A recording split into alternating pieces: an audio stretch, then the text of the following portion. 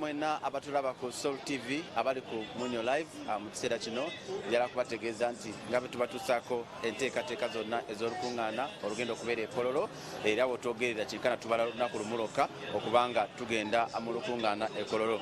Era mu kiseera kino tuli wano e Nansana ku Yesu Amala kwe tugenda okubanga twogerako n'abantu ab'enjawulo tusobole okubanga batubuulira beeteeseteese batya era bo kiki kye bagamba nti tusooke okusaako essira mu kiseera kino tusobole okubanga tusabira eggwanga lyaffe ebyenfuna tusobole okubanga byongera okutumbulwamu Katonda asobole okubanga atuwa independence yaffe era nga wano bwe tusinzidde ku Yesu Amala Nansana tujja kubanga twogerako n'abantu bangi abali wano naye mu dakiika zino njagala sooka njogereko n'omuntu ng'omu babiri bokka then tugenda kubanga tukomawo mu kitundu ekyokubiri tusobole okubanga twogerako n'abantu bano n'abalala bagenda okubanga batwegattako kansookere wano ku saidi yange njogereko ne mama wange ali wano nsaba osembereko wano mama tusobole okubanga twogerako abantu batulaba sooka weeyanjule kubatulaba ku Soul TV obabuuzeeko balamuseeko Yesu yeebazibwe. Amina. Yesu yeebazibwe. Mukama waffe yeebazibwe.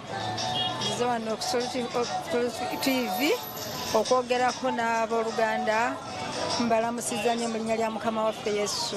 Tweteeseteese mutya okugenda e Kololo mu lukuŋŋaana olwa House of Prayer Ministry International olwa Independence Night tugenda kubeera olunaku lwakutaano. Era tweteeseteese okugenda e Kololo ffenna tuli bajjuvu era tuli banyiikiivu mu linnya lya Yesu Mukama waffe nga tugenda e Kololo.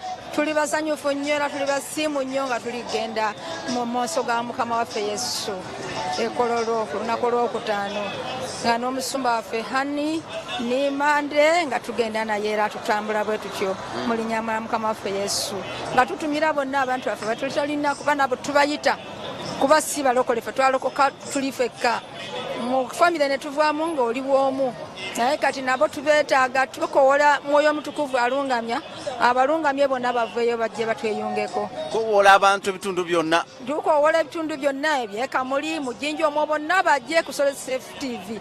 Tugenda kubeera Kololo maama. Tugenda kubeera Kololo nga tuweereza mu maanyi ga Mukama waffe Yesu ekiro kyonna tugenda kubeera naye kuba tumanyi bulungi nti omugenyi twamusanyukidde dda era twamwaniriza ali mu kifo ekyo mu Kololo. Amanya go bakuyita ni maama? Bampita Rozi Kukiriza. Ogenda simbule no saawa meke Nansana? Nansana ngenda kusimbulayo saawa nga 2 njagala nsiibeeyo eri. Okay. Kale kanjira nkomako ono tujja kubanga tukomawo mu kitundu kyaffe ekyokubiri tusobole okubanga twogerako n'abantu abali wano ku Yesu Amala batubulire mu enteekateeka zaabwe engeri gye bagenda okubanga bava mu kitundu kino okwolekera e Kololo olunaku olwokutaano. Kansooke nzireyo wafalo okusesaz ali wali mu kitundu ekyegayaza agende maaso n'okubanga tusaako Omunyo Live then mu kitundu ekyokubiri tugenda kubanga tukomawo.